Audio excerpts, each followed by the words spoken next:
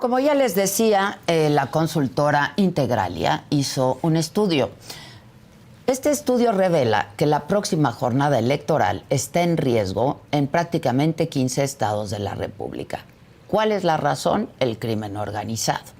Para hablar de esto y de más temas relacionados con las elecciones, hacemos contacto vía Zoom en este momento con Luis Carlos Ugalde, director general de Integralia Consultores. Luis Carlos, ¿cómo estás? Buenos días. Muy buenos días, Adela. Me da gusto saludarte. Bueno, de entrada estamos, y lo hemos hablado, frente al proceso electoral más grande de la historia. Ese ya es un reto en sí mismo, Luis Carlos. Sin duda lo es. El padrón electoral ya tiene prácticamente 100 millones de personas. El INE tiene que instalar 170,000 casillas. Se requiere 1,5 millones de personas que estén como funcionarios en las casillas, y esto está siendo difícil, siempre lo es, pero cada vez es más difícil. Cada vez hay más personas que se niegan a fungir en ese rol que es muy importante. Y además de esto, que es la parte operativa logística, hay otro reto que yo creo que es mucho mayor, Adela, que es el clima de polarización que el presidente está gestando, los ataques, la violación sistémica de la Constitución que ha hecho López Obrador, metiéndose un día y otro día también en la elección. Y todo esto pues sí genera un ambiente que es complicado, es desafiante. Yo fui presidente del Instituto Federal Electoral en la elección de 2006. Fue una elección muy compleja, muy difícil, sobre todo por el resultado que fue de 0.56% de diferencia. Cuando yo terminé esa elección, pensé, esta sin duda será la elección más compleja, más difícil que haya vivido México en su historia moderna, porque difícilmente se podrá repetir otro marco de 0.56. Pero para que esta elección, creo que esta va a ser más compleja, más difícil, más desafiante incluso que la que yo viví hace 18 años. Así es que esas son las cosas, por bien de todos, tiene que salir bien las cosas para darle vuelta a la página y que el país siga caminando. Ya que mencionas, Luis Carlos, la injerencia del presidente López Obrador cada mañana desde Palacio Nacional en la mañanera, ¿qué opinas de la resolución del tribunal en el sentido de no suspender las conferencias mañaneras del presidente? A mí me parece que deja en indefensión a la oposición, simple y llanamente.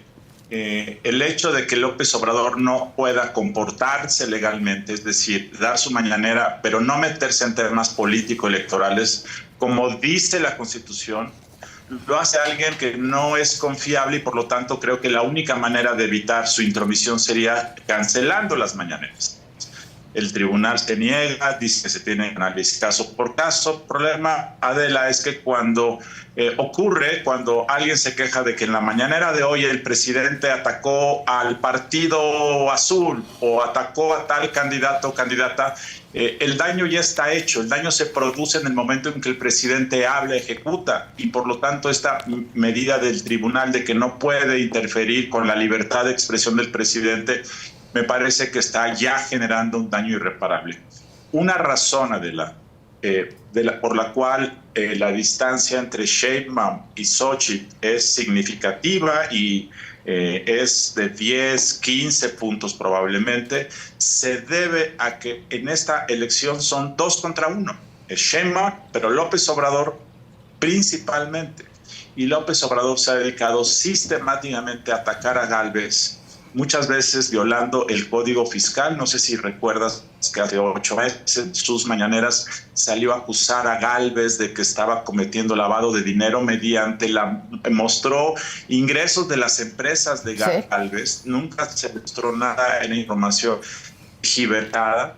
Pero si alguien está todos los días atacando a una persona, pues claro que le causa daño moral, y ese daño moral se ha reflejado en las encuestas. Entonces, el daño ya está causado, el daño es irreparable, y sin embargo el tribunal se niega a poner orden en la cancha. Me parece que esto lo único que va a causar, Adela, es que cuando termine la elección, en caso de que gane Sheinbaum la elección, las encuestas sugieren que así va a ser. Sí. Está forzando López Obrador a que la oposición, en lugar de levantarle la mano, y en democracia todos queremos que los perdedores acepten el resultado de buena gana, pero las condiciones de la competencia de López Obrador son de tantos agravios que está forzando a que la oposición no le pueda levantar la mano a Sheinbaum, y entonces pospongamos el pleito, las descalificaciones, y eso es muy dañino para el país. Ese es otro de los retos y los desafíos, ¿no?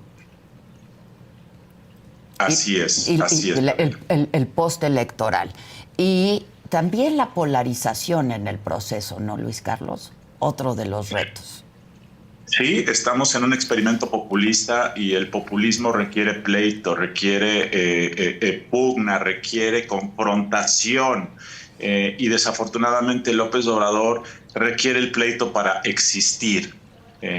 Muchos piensan que Sheinbaum no es de ese estilo de confrontación, de descalificación, de pleito, pero el hecho es que López Obrador en los hechos está siendo el jefe de la campaña oficial. Entonces, en los hechos estamos así. Y cuando tú te peleas, cuando tú confrontas, no hay forma de aprender, no hay forma de dialogar, no hay manera de poder avanzar como comunidad. Ese es el gran riesgo del populismo, porque el populismo quiere destruir al otro, no quiere aprender del otro, no quiere persuadir al otro, no quiere jalar al otro de tu lado. Lo que quiere es destruir, avasallar, exterminar, y ese es un daño cultural, es un daño social, es un daño pedagógico que va más allá de quién gana una elección u otra elección, Adela. Sí, se dejó de hacer política, ¿no? Así es, se dejó de hacer política y ahora lo que se hace es propaganda. Luis Carlos, ahora estamos frente a una narcoelección. A ver, y Integralia, de acuerdo a este estudio que publica, pues este ha sido uno de los procesos, si no el que más, proceso electoral más violento también de nuestra historia, Luis Carlos. Déjame ponerlo desde otra perspectiva. Yo creo que llamar a esto una narcoelección sería un exceso. Yo creo que lo que estamos viendo es un fenómeno acumulativo de los últimos 15 o 20 años, en donde de ser un país de tráfico de drogas hacia los Estados Unidos, como fue el fenómeno desde el siglo pasado, éramos un país de trasiego. El crimen organizado, los grupos de narcotráfico empezaron a diversificar sus actividades, y hace 10, 15 años, durante el gobierno de Calderón principalmente, empezaron a ver oportunidades en la extorsión, en el secuestro, y en los últimos años han empezado a haber oportunidades de negocio en el cobro de piso en mercados populares, en la regulación de venta de cerveza, de refresco, en la venta de materiales de construcción, en el cobro de piso a gobiernos municipales. Entonces están diversificando, y para tener esa operación requieren tener control territorial. Entonces el fenómeno que está ocurriendo en México es que los grupos quieren asentarse, y cuando se asientan en comunidades no solo es para traficar droga, eso ya no es muy relevante, lo hacen para poder regular, para establecer un régimen criminal, para ser quienes mandan en el gobierno, quienes mandan en la comunidad, quienes venden las medicinas, quienes operan, quienes ponen puntos de vigilancia en las carreteras. Ese es el problema. Entonces, este control territorial lo que está generando es que cada vez que hay elección, el crimen organizado busca garantizar que quien queda como presidente municipal sea gente de ellos, para poder mantener este control. Eso es lo que estamos viendo. La violencia de la que comentaste hace unos momentos, los ejecutados, los amenazados, los secuestrados, son personas que quieren gobernar un municipio, una comunidad, y el crimen organizado los ejecuta porque probablemente no se sometieron, porque probablemente desafiaron, porque probablemente son amigos del grupo que quiere tomar control de la plaza, y entonces los matan antes de que puedan ganar. Pero el gran problema es que hay hasta el momento, según Integralia y Laboratorio que mencionaste, alrededor de 30 aspirantes o candidatos que han sido ejecutados en los últimos meses. El gran problema es que la mayoría de los candidatos en zonas controladas por el crimen organizado deciden voluntariamente someterse. Entonces, la gran violencia pasiva de este proceso electoral y de los pasados, no es la primera vez, pero sí, es cada lo que vez te iba a decir, ya lo han logrado. Bueno, lo que han logrado en esta elección que no vemos es primero el sometimiento silencioso de la mayoría de los candidatos que operan en zona del crimen organizado y luego el acallamiento, el silencio, porque si yo soy candidato en Michoacán y veo que ayer mataron a alguien, al otro día inmediatamente, ¿tú crees que yo voy a seguir hablando del crimen y de acabar con la violencia? Hace 4 semanas hubo una candidata, 3 semanas, una candidata asesinada de Morena en Celaya, la candidata alcaldesa. La mataron en vivo, o sea, a plena luz del día, acabando un evento político, algo que nunca había ocurrido.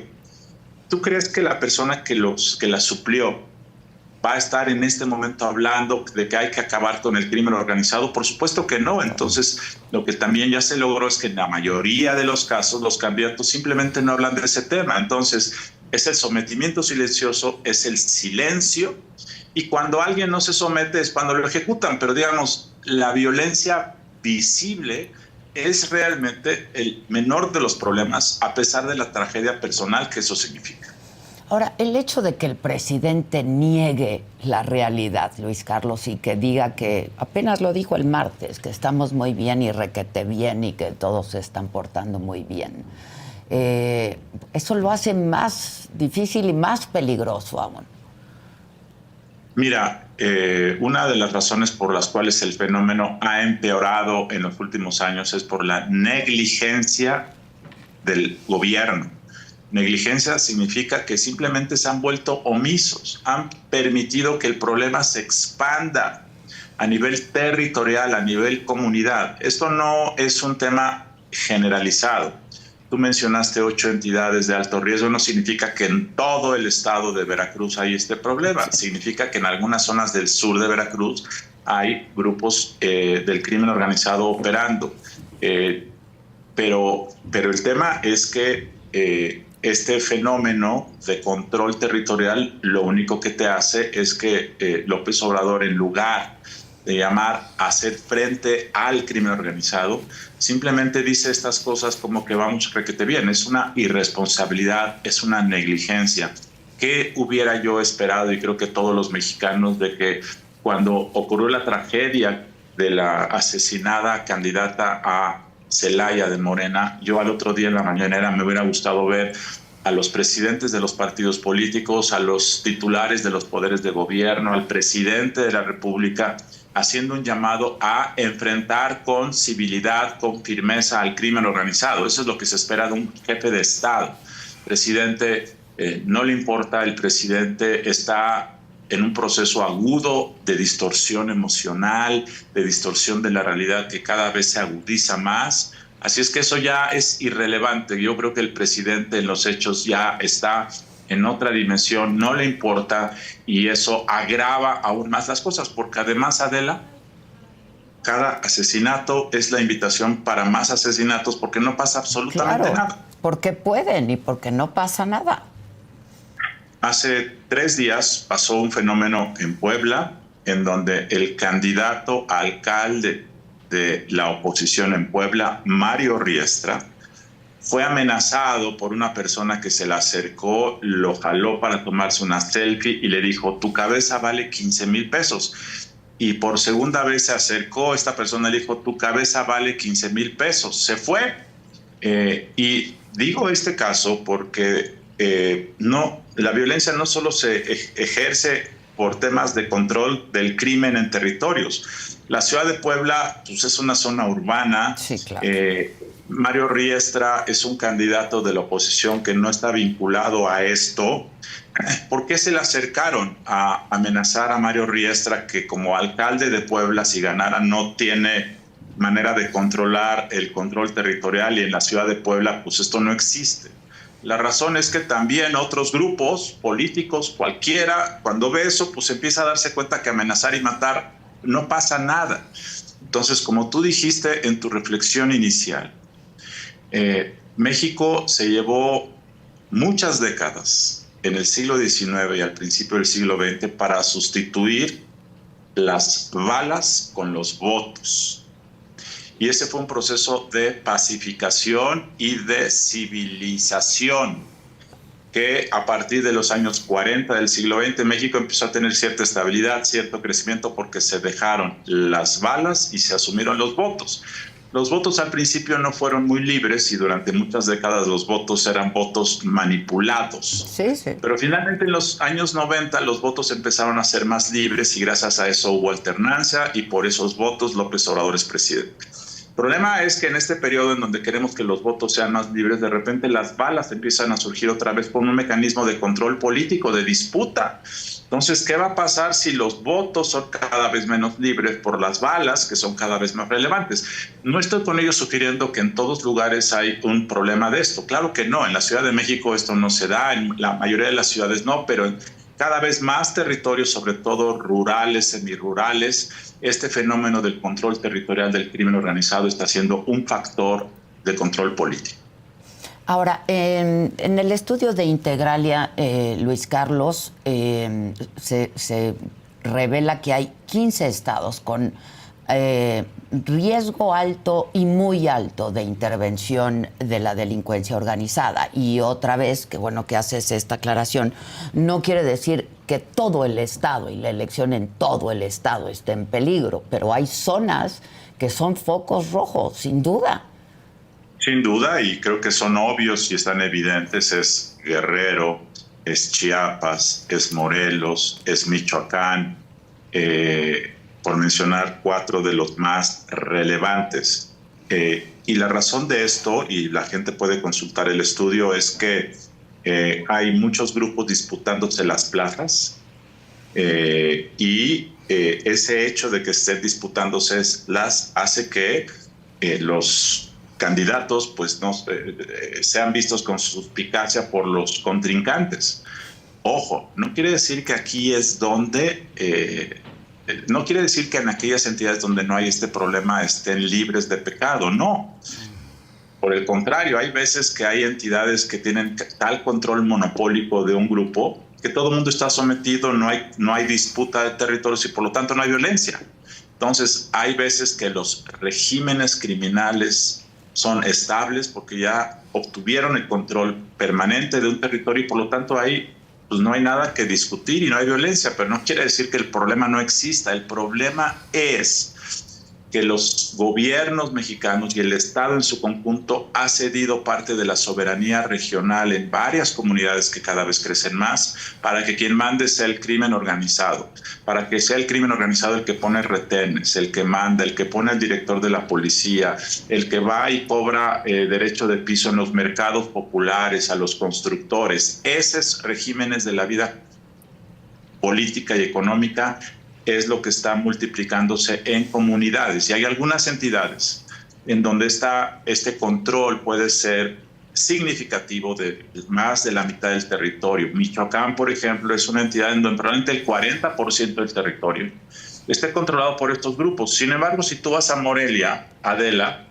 pues Morelia es un lugar muy lindo, está lleno de prosperidad, de restaurantes, centros comerciales, pero a 20, 30 kilómetros de ahí están territorios controlados por el crimen. Entonces, lo que en México estamos generando es que estamos generando cápsulas, digamos, de civilidad, en donde muchos vivimos, coexistimos, pero de manera paralela hay otra dimensión de territorios crecientes en donde lo que impera es la ilegalidad, la extorsión, la ley del más fuerte. Esos dos Méxicos están creciendo de manera paralela. Y bueno, es peligrosísimo. Nuestra democracia en peligro, Luis Carlos. Cuando, por supuesto, Adela, mira, México desde hace 15 o 20 años ha sido catalogado por la organización Freedom House como un país donde la libertad de prensa y la libertad de expresión se ha minado gravemente por el tema del crimen organizado.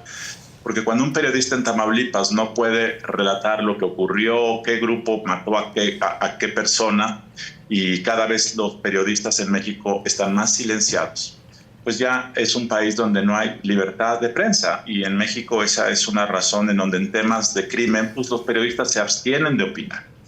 Lo mismo pasa en democracia. Si en muchas comunidades del país los candidatos piden permiso al crimen para poder serlo, si son fondeados en ocasiones por ellos, si responden a sus intereses, si tienen que bajarse de la contienda cuando se los piden, como es el caso, entonces el voto libre deja de serlo, porque lo que impera es el régimen criminal. El INE instala casillas en muchas zonas controladas por estos grupos, pero ahí el voto ya es irrelevante. La contienda real en este momento ya ocurrió en muchos lugares del país, aún sin votación, porque ahí el sistema de promoción, de control político no lo ejerce la democracia organizada por el INE, está organizado y validado socialmente y comunitariamente por otros códigos. Y entonces las elecciones son irrelevantes. Ese fenómeno que está creciendo en comunidades y se está esparciendo es lo que pone en riesgo verdaderamente la democracia. Claramente la democracia se pone en riesgo por muchos factores, sí, pero claro, este es el más grave de todos para el país. Sin duda. Estamos, por otro lado, Luis Carlos, frente a una elección de Estado.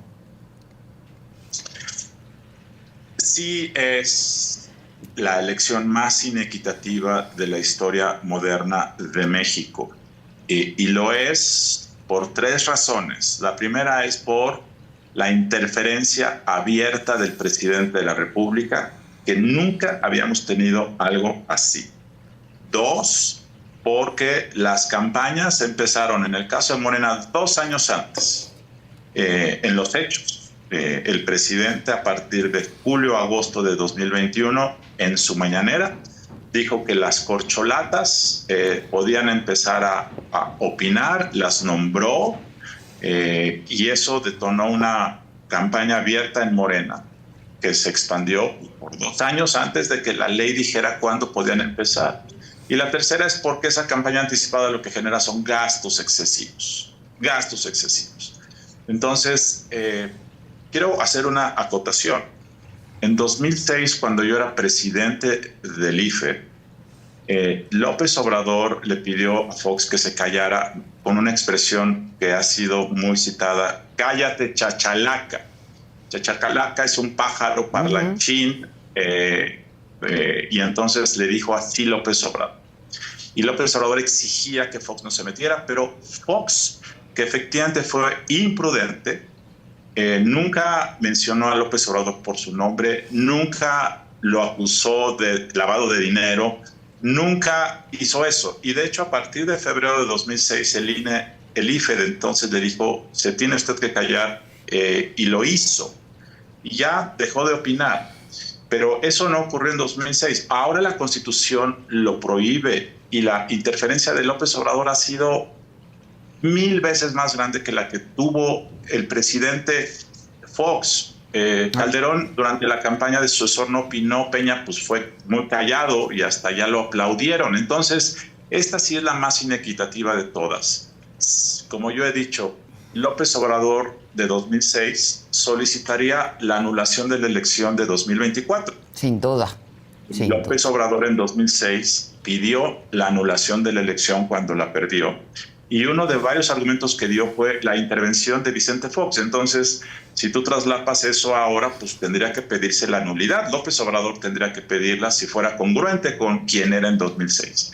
Entonces, sí es eso. ¿Puedes llamarle elección de Estado? Pues puedes llamarle elección de Estado. Yo prefiero decir que es la elección más dispareja que hay en la historia moderna de México.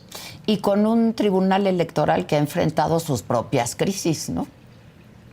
Sí, el Tribunal Electoral ha tenido crisis internas recurrentes, y claramente hay la sospecha en este momento de que pueda estar de cierta forma maniatado, complaciente, timorato. Espero que el Tribunal Electoral aguante. Y reitero, no importa quién gane, esta discusión no es de si gana A o gana B, si gana Gálvez o gana Sheinbaum, eso es secundario. El tema nodal de la preocupación de quienes no somos parte de los partidos y nos preocupa la democracia es mantener la estabilidad del país, es mantener los valores democráticos, es que las elecciones resuelvan nuestras diferencias. Cuando hay pleitos, polarización, los actores violentan la ley, el crimen se mete, todo esto distorsiona la cancha del juego. Yo no estoy ni a favor ni en contra de Gálvez o de Sheinbaum. Si gana Sheinbaum, yo lo que quisiera es que Gálvez le levantara la mano, que al otro día se sentaran para ver el futuro del país, que el país caminara. Lo que a mí me preocupa es que en estas condiciones lo que se está gestando es que el pleito siga y siga y siga. Y si el pleito sigue después del 2 de junio, pues entonces el país va a perder una oportunidad. Esa es la preocupación. Callar a López Obrador no es para que gane Xochitl, eso no es así. Es para que haya condiciones de justicia, de equidad, de que todo el mundo sienta que las cosas caminan correctamente y no haya agravios anticipados. Ese es el tema de fondo. El próximo domingo, Luis Carlos, es el segundo debate presidencial, el primero que es obligatorio. ¿Esperas algo de ese debate, considerando pues lo mal organizado que estuvo el primero? ¿Esperas algo de este debate? Bueno, yo creo que va a ser un mejor debate en el sentido de que los errores técnicos se van a corregir. Dos, creo que es la oportunidad, digamos, de la revancha de Xochitl Gálvez. Su desempeño en el primer debate fue pobre, se diluyó, no hubo mensaje, que quedara claro. Eso ya se ha comentado ampliamente, de tal forma que creo que Gálvez tiene una oportunidad de poder contrarrestar su mal desempeño el primero, y eso uno supondría sería como en el box, ¿no? Que es la revancha y que podría ser más interesante, más emocionante. Ya veremos. Sí creo que simbólicamente este segundo debate es muy relevante porque ya estamos a 5 semanas de la elección, porque claramente Sheinbaum es la que lleva el liderazgo en las encuestas. Yo creo que muchas encuestas sobreestiman ese liderazgo, pero es cierto que hay ese liderazgo y por lo tanto pues es la segunda oportunidad. Si en estas las cosas quedan tablas como en el primero, pues creo que eso va a empezar a ver cómo va a terminar la elección. Si en cambio Gálvez es capaz de generar un buen desempeño, un buen contraste, entonces creo que las campañas van a adquirir nuevos bríos. Ya veremos. Creo que a pesar de que están mal organizados o a pesar de la falta de cultura de contraste, creo que el primer debate como este seguramente son una oportunidad que cambia la discusión, que permite confrontar, que permite hablar de las campañas, y eso me parece que es muy positivo. Salió bien el debate por la Ciudad de México, ¿no? Para la jefatura de gobierno de la Ciudad de México. Sí, segundo debate. A mí me gustó mucho porque sí ves lo que está en juego. O sea, ahí se veía, no solamente en lo que dijeron, sino cómo lucieron. Y cómo lucieron habla mucho del temperamento, de la personalidad, de qué representa cada uno. Y en ocasiones lo que muestran los gestos, la actitud, el temperamento es a veces más relevante para la gente que lo que dicen. Es toda una editorial en sí misma, claro. Porque la inteligencia emocional que a veces se refleja en tu reacción frente a la crítica te hace ver quién está adentro de esa persona, y la inteligencia emocional es muchísimo más importante para un buen gobernante que tu experiencia o que cómo vas a combatir ciertos problemas. Y esto sí se refleja en los debates con frecuencia. Pues vamos a ver qué ocurre y si te parece lo estaremos comentando la próxima semana. ¿Dónde podemos ver, invitando a nuestra audiencia que vean el estudio completo de Integralia, Luis Carlos?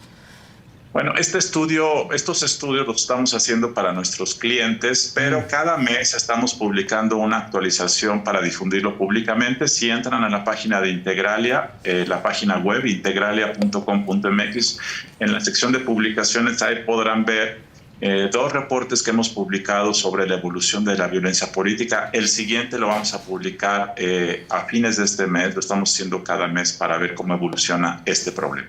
Te agradezco mucho y te mando un abrazo. Gracias, Luis Carlos. Gracias, Adela. Gracias. Que tengas buen día.